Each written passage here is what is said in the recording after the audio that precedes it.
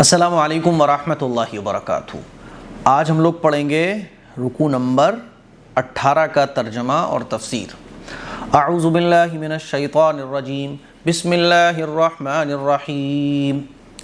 قل لا اجد فیما اوحی الی محرما علی طاعم یطعمہ الا ان یکون میتۃ او دما مسفوحا او لحم خنزیر فإنہ رجس او فسقا اہل لغیر اللہ بہ۔ اے پیغمبر ان سے کہو کہ جو وحی مجھ پر نازل کی گئی ہے اس میں تو میں کوئی ایسی چیز نہیں پاتا جس کا کھانا کسی کھانے والے کے لیے حرام ہو، مگر یہ کہ وہ مردار ہو یا بہتا ہوا خون ہو یا سور کا گوشت ہو، کیونکہ وہ ناپاک ہے، یا جو ایسا گناہ کا جانور ہو جس پر اللہ کے سوا کسی اور کا نام پکارا گیا ہو۔ فَمَنِ اضْطُرَّ غَيْرَ بَاغٍ وَلَا عَادٍ فَإِنَّ رَبَّكَ غَفُورٌ رَحِيمٌ۔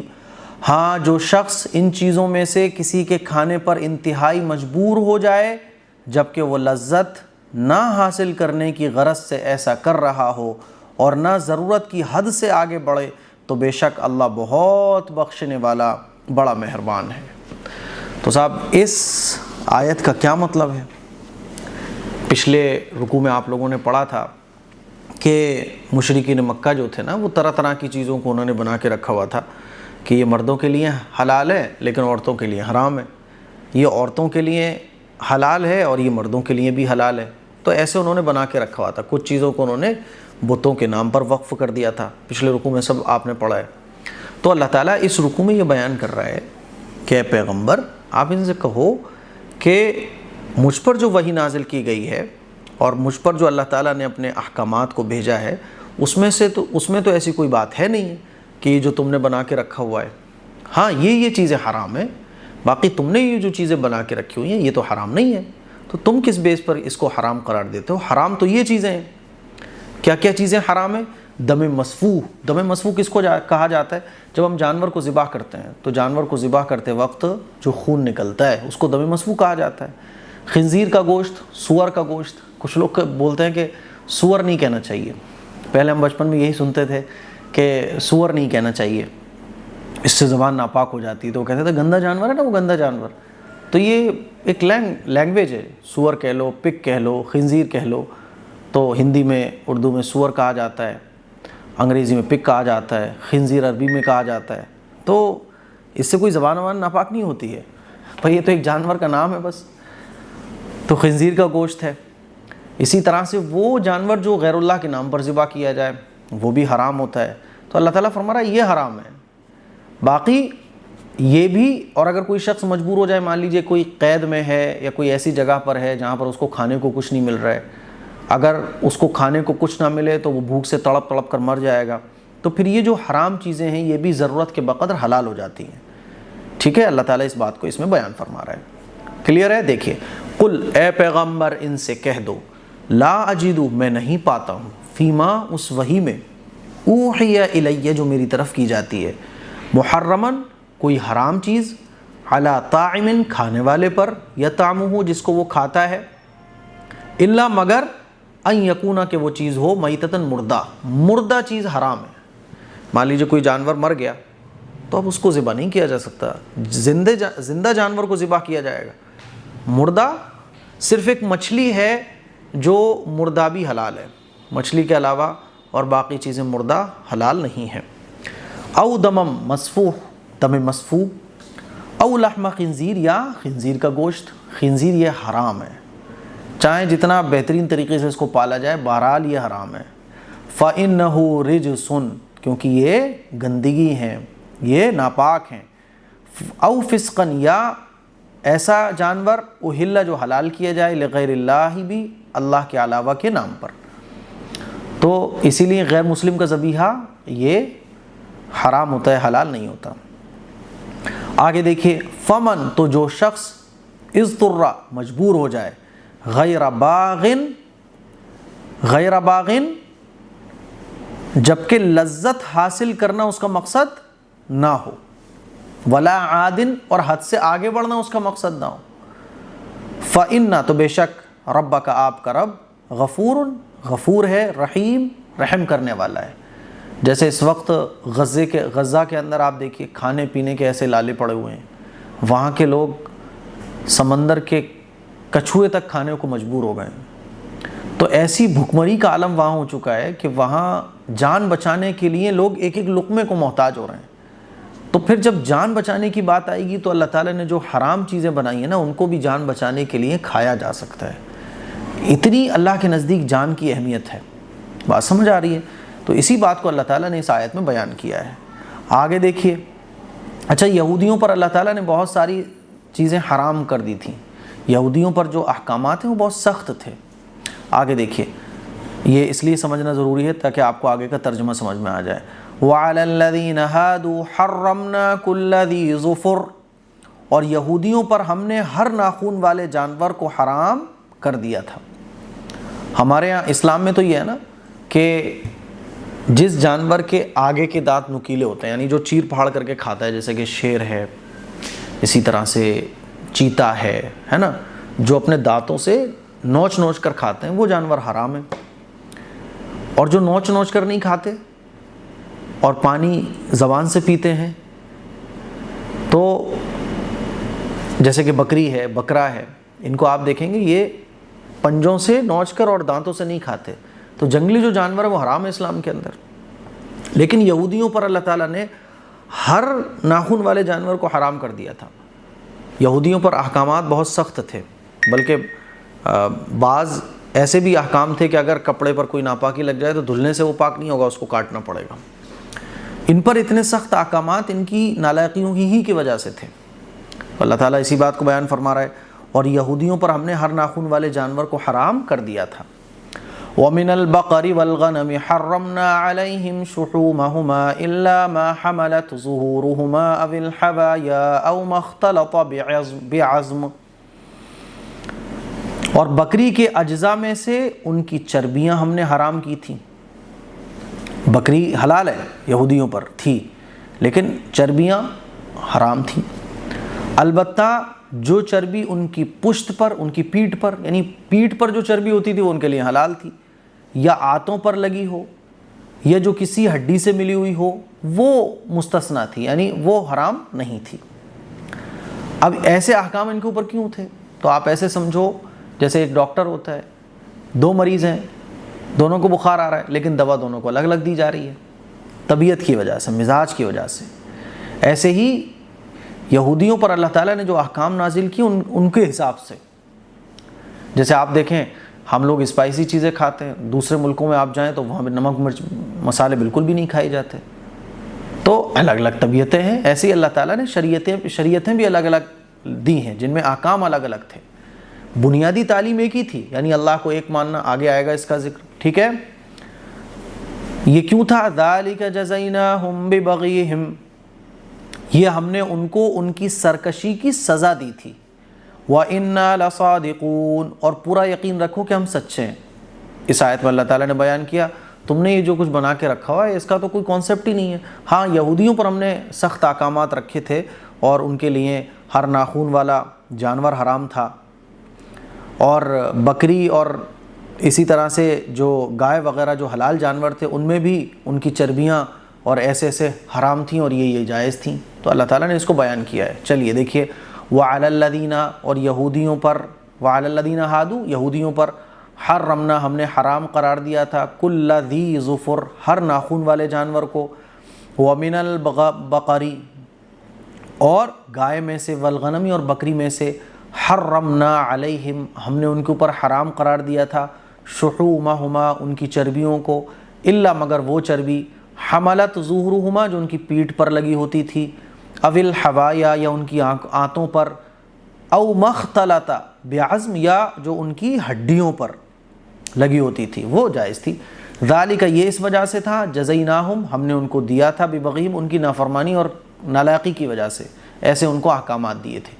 وَإِنَّا لَصَادِقُونَ، اور ہم بے شک سچے ہیں۔ جیسے کہ ہمارے گھر میں ہماری اولاد ہوتی ہے تو ایک اولاد کو تو ہم بہت مزے دے رہے ہوتے ہیں، لیکن ایک بچے کے اوپر ہماری بہت سختی ہوتی ہے، 8 بجے سے پہلے گھر آ جانا ہے، کہاں جا رہے ہو بتا کے جانا ہے، پتہ ہوتا ہے نا نالائق ہے تو اس کے اوپر بہت باؤنڈیشن ہوتی ہے، سختیاں ہوتی ہیں، اور جو فرمانبردار ہوتا ہے تو اس کو ہم خوب چھوٹ دیتے ہیں، بیٹا جو چاہیں وہ تم جا سکتے ہو، کوئی مسئلہ نہیں ہے، کیونکہ تمہارے اوپر یقین ہے تم غلط کچھ نہیں کرو گے۔ چلیے آگے دیکھیے، فَإِن كَذَّبُوكَ فَقُلْ رَبُّكُمْ ذُو رَحْمَةٍ وَاسِعَةٍ، پھر بھی اگر یہ کافر تمہیں جھٹلائیں تو کہہ دو کہ تمہارا پروردگار بڑا وسیع رحمت کا مالک ہے۔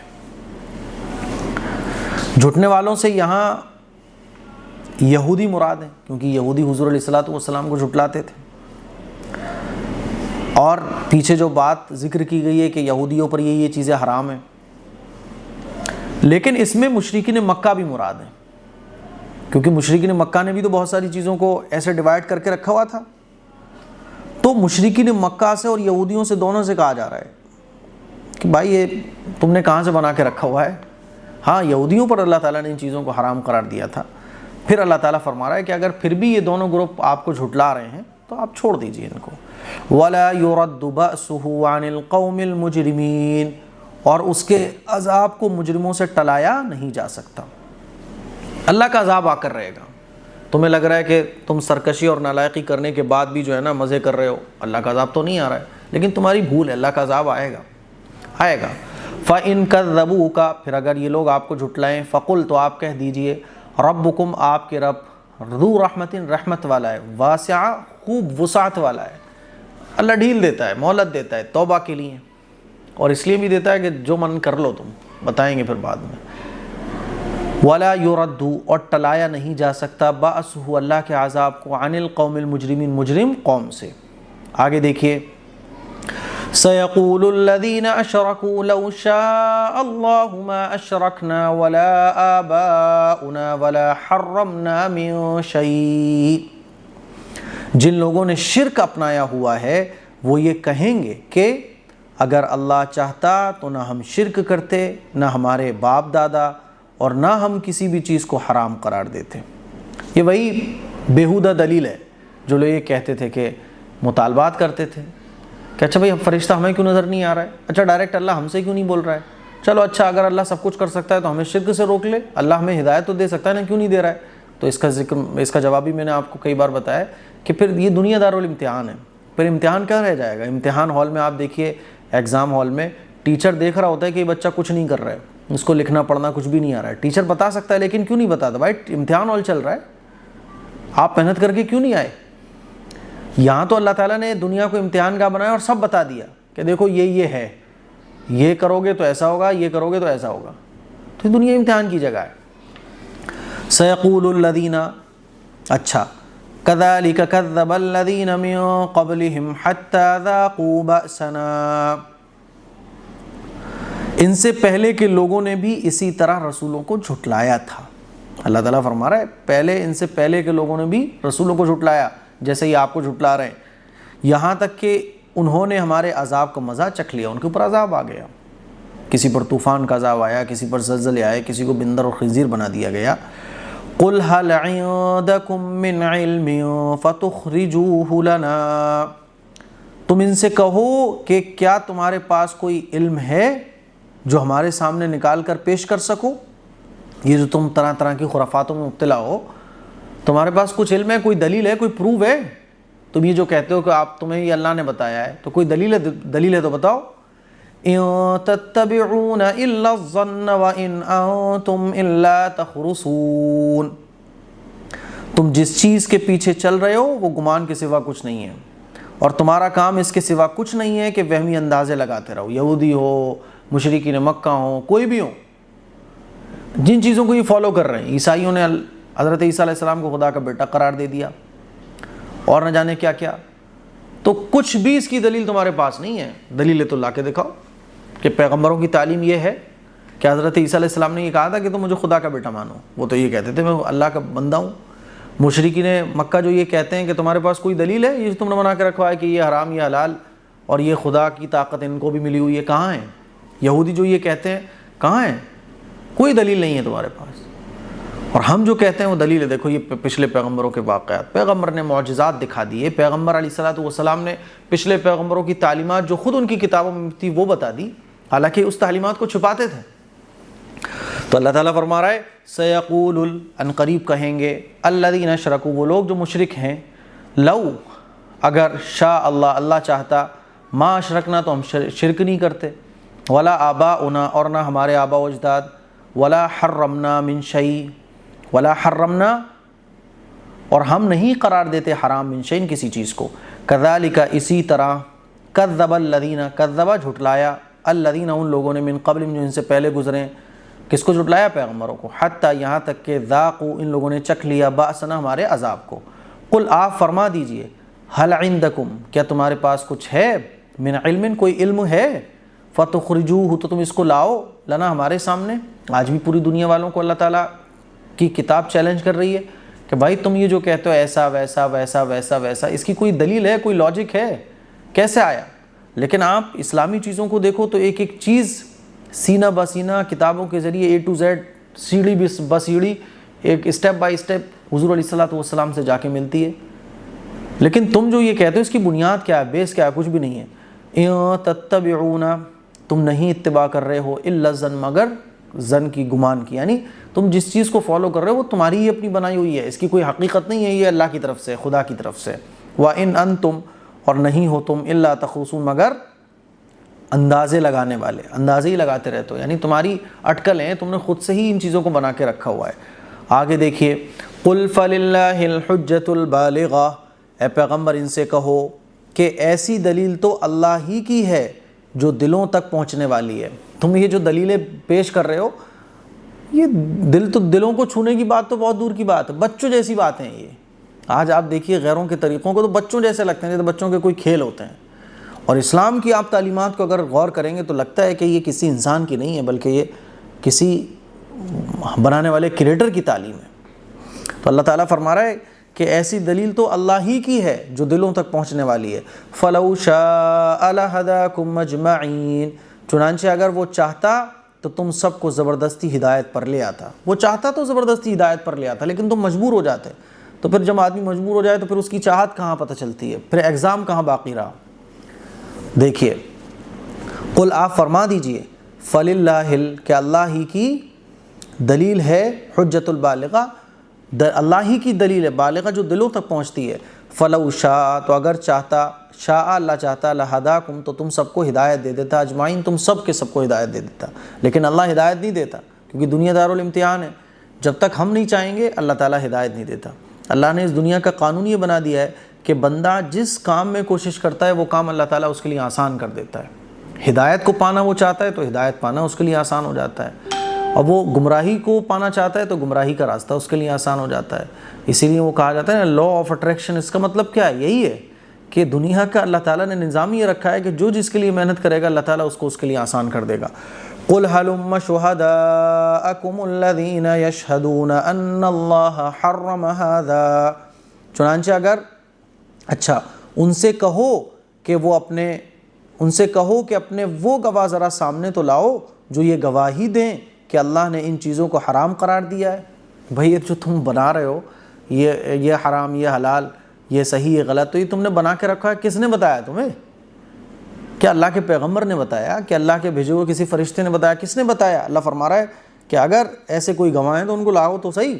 وَلَا تَتَّبِعْ أَهْوَاءَ الَّذِينَ كَذَّبُوا بِآيَاتِنَا وَالَّذِينَ لَا يُؤْمِنُونَ بِالْآخِرَةِ وَهُمْ بِرَبِّهِمْ يَعْدِلُونَ، پھر اگر یہ خود گواہی دے بھی دیں تو تم ان کے ساتھ گواہی میں شریک نہ ہونا، اور ان لوگوں کی خواہشات کے پیچھے نہ چلنا جنہوں نے ہماری آیتوں کو جھٹلایا ہے، جو آخرت پر ایمان نہیں رکھتے اور دوسروں کو خدائی میں اپنے پروردگار کے برابر مانتے ہیں۔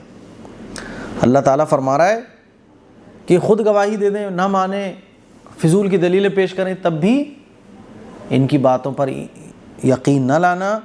تو پیغمبر تو نہیں لا سکتے تھے، لیکن پیغمبر کے واسطے سے دنیا والوں کو تعلیم دی جا رہی ہے، صحابہ کو دی جا رہی ہے کہ یہ تو گمراہ ہیں اور تمہیں بھی گمراہ کر دیں گے۔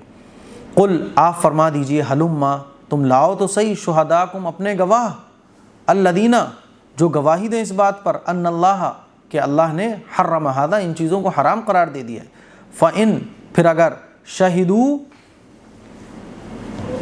پھر اگر یہ گواہی دیں، فلا تشہد تو آپ تو تم ان کے ساتھ گواہی مت دینا، معہم ان کے ساتھ، ولا تتبع اور اتباع مت کرنا، اہواء الذین ان لوگوں کی خواہش کی، اچھا